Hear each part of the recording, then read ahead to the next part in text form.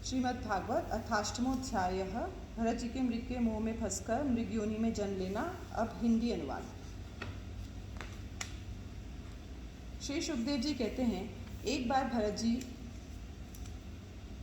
गंडकी में स्नान कर नित्य नैमित्तक तथा शौचादि अन्य आवश्यक कृत्यों से निवृत्त हो प्रणव का जप करते हुए 3 मुहूर्त तक नदी के धारा के पास बैठे रहे। राजन, इसी समय एक हरिणी प्यास से व्याकुल हो जल पीने के लिए अकेले ही उस नदी के तीर पर आई। अभी वह जल पी ही रही थी कि पास ही गरजते हुए सिंह की लोक भयंकर दहाड़ सुनाई पड़ी। हरिण जाति तो स्वभाव से ही डरपोक होती है।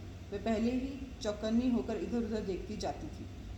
अब ज्यों ही उसके कान में वह भीषण शब्द पड़ा कि सिंह के डर के मारे उसका कलेजा धड़कने लगा और नेत्र कातर हो गए। प्यास अभी बुझी न थी, किंतु अब तो प्राणों पर आ बनी थी। इसलिए उसने भयवश एकाकी नदी पार करने के लिए छलांग मारी। उसके पेट में गर्भ था, अतः उछलते समय अत्यंत भय के कारण उसका गर्भ अपने स्थान से हटकर योनि द्वार से निकलकर नदी के प्रवाह में गिर गया।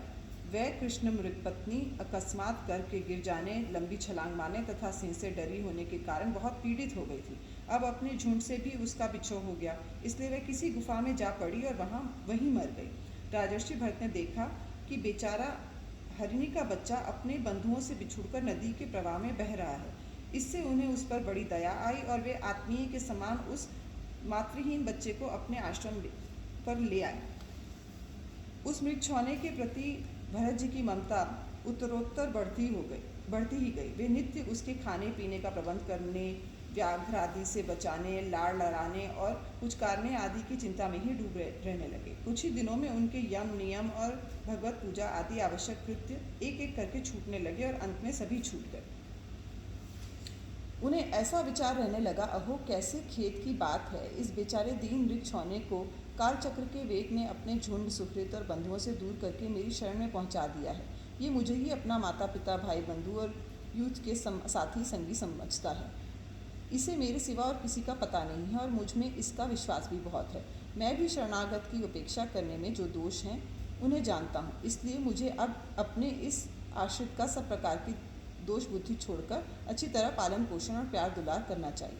निश्चय ही शांत स्वभाव और दोनों की रक्षा करने वाले परोपकारी सज्जन ऐसे शरणागत की रक्षा के लिए अपने बड़े से बड़े स्वार्थ की भी परवाह नहीं करते। इस प्रकार उस हरनी के बच्चे में आसक्ति बढ़ जाने से बैठते, सोते, टहलते, ठहरते और भोजन करते समय भी उनका चित्त उसके स्नेह पाश में बंधा रहता था। जब उन्हें पुष्प समिधा, पत्र और फल मूल आदि लाने होते तो भेड़ियों और कुत्तों के भय से उसे वे साथ लेकर ही वन में जाते। मार्ग में जहाँ तहाँ कोमल घास आदि को देखकर मुग्ध भाव से वह हरण शावक अटक जाता तो वे अत्यंत प्रेमपूर्वक हृदय से दयावश उसे अपने कंधे पर चढ़ा लेते। इसी प्रकार कभी गोद में लेकर, कभी छाती से लगाकर उसका दुलार करने में भी उन्हें बड़ा सुख मिलता। नित्य नैमित्तिक कर्मों को करते समय भी राजेश्वर भरत बीच बीच में उठकर उस मृग बालक को देखते और जब उस पर उनकी दृष्टि पड़ती तभी उनके चित्त को शांति मिलती। उस समय उसके लिए मंगल कामना करते हुए कहने लगे, बेटा तेरा सर्वत्र कल्याण हो। कभी यदि ये दिखाई न देता तो जिसका धन लुट गया हो उस दीन मनुष्य के समान उनका चित्त अत्यंत उद्विग्न हो जाता और फिर वे उस हरिणी के बच्चे के विरह से व्याकुल एवं संतप्त हो करुणावश अत्यंत उत्कंठित एवं मोहविष्ट हो जाते तथा शोकमग्न होकर इस प्रकार कहने लगते, अहो क्या कहा जाए। क्या वे मातृहीन दीन मृग शावक दुष्ट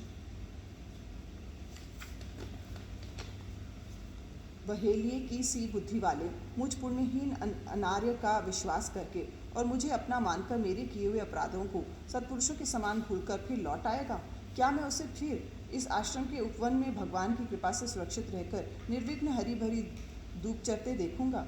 ऐसा न हो कि कोई भेड़िया कुत्ता गोल बांधकर विचरने वाले सूकर आदि अथवा अकेले घूमने वाले व्याघ्रादि ही उसे खा जाएं। और इस संपूर्ण जगत की कुशल के लिए प्रकट होने वाले वे त्रयी रूप भगवान सूर्य अस्त होना चाहते हैं, किंतु अभी तक वे मृगी की घरोहर लौटकर नहीं आए। क्या ये हरणराज कुमार मुझ पुण्यहीन के पास आकर अपनी भांति भांति की मृगशावकोचित अनोहर एवं दर्शनीय क्रीड़ाओं से अपने स्वजनों का शोक दूर करते हुए मुझे आनंदित करेगा? अहो, जब कभी मैं प्रणय कोप से खेल में झूठ मूठ समाधि के बहाने आंखें मूंदकर बैठ जाता तब वे चकित चित्त से मेरे पास आकर जल बिंदु के समान कोमल और नन्हे नन्हे सींगों की नोक से किस प्रकार मेरे अंगों को खुजलाने लगता था।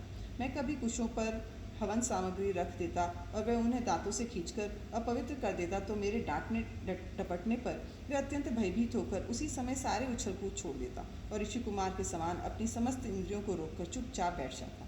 फिर पृथ्वी पर इस मृग शावक के खुर के चिन्ह देखकर कहने लगते, अहो, इस तपस्विनी धरती ने ऐसा कौन सा तप किया था जो उस अति विनीत कृष्णसार किशोर के छोटे छोटे सुंदर सुखकारी और सुकोमल खुरों वाले चरणों के चिन्हों से मुझे, जो मैं अपना मृगधन लुट जाने से अत्यंत व्याकुल और दीन हो रहा हूँ, उस द्रव्य की प्राप्ति का मार्ग दिखा रही है और स्वयं अपने शरीर को भी सर्वत्र उन परिचिन्हों से विभूषित कर स्वर्ग और उपवर के इच्छुक द्विजों के लिए यज्ञ स्थल बना रही है।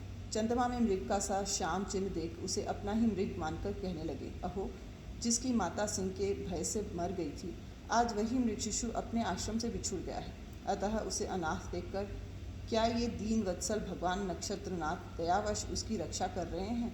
फिर उसकी शीतल किरणों से आह्लादित होकर कहने लगे, अथवा अपने पुत्रों के वियोग रूप दावनल की विषम ज्वाला से हृदय कमल दग्ध हो जाने के कारण मैंने एक मृग बालक का सहारा लिया था। जब उसके चले जाने से फिर मेरा हृदय जलने लगा है, इसलिए अपनी शीतल शांत स्नेहपूर्ण और वदन सलिल रूपा अमृतमयी किरणों से मुझे शांत कर रहे हैं।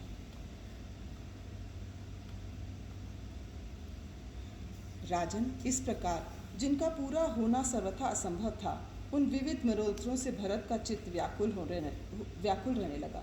अपने मृग शावक के रूप में प्रतीत होने वाले प्रारब्ध कर्म के कारण तपस्वी भरत जी भगवदाराधन रूप कर्म एवं योगानुष्ठान से च्युत हो गए। नहीं तो जिन्होंने मोक्ष मार्ग में साक्षात विघ्न रूप समझकर अपने ही हृदय से उत्पन्न दुसत्यज पुत्रादि को भी त्याग दिया था, उन्हें की अन्य जातीय हरिणाशिशु में ऐसी आसक्ति कैसे हो सकती थी? इस प्रकार राजर्षि भरत विघ्नों के वशीभूत होकर योग साधन से भ्रष्ट हो गए और उस मृग छौने के पालन पोषण और लाड़ प्यार में ही लगे रहकर आत्मस्वरूप को भूल गए। इसी समय जिसका टलना अत्यंत कठिन है, वह प्रबल वेगशाली कराल काल चूहे के बिल में जैसे सर्प घुस आए, उसी प्रकार उनके सिर पर चढ़ आया।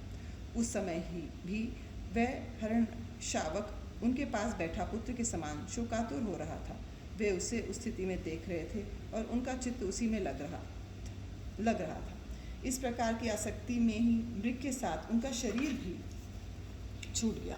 तदनंतर उन्हें अंतकाल की भावना के अनुसार अन्य साधारण पुरुषों के समान मृग शरीर ही मिला, किंतु उनकी साधना पूरी थी। इससे उनकी पूर्व जन्म की स्मृति नष्ट नहीं हुई। उस योनि में भी पूर्व जन्म की भगवदाराधना के प्रभाव से उनके मृग रूप होने का कारण जानकर वे अत्यंत पश्चाताप करते हुए कहने लगे, अहो, बड़े खेद की बात है, मैं संयमशील महानुभावों के मार्ग से पतित हो गया।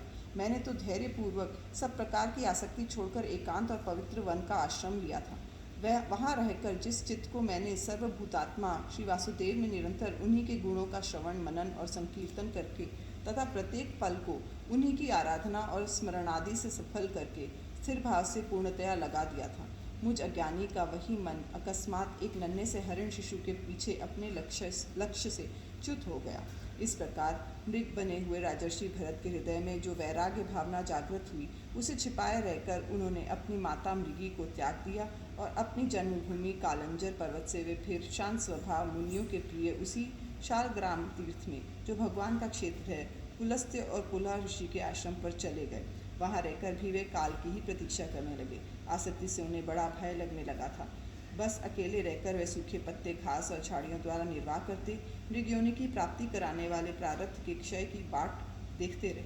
अंत में उन्होंने अपने शरीर का आधा भाग गंडकी के जल में डुबाए रहकर उस मृग शरीर को छोड़ दिया। इति श्रीमद्भागवते महापुराणे पारमहंस्यां संहितायां पंचम स्कंधे भरतचरितष्टमोऽध्यायः।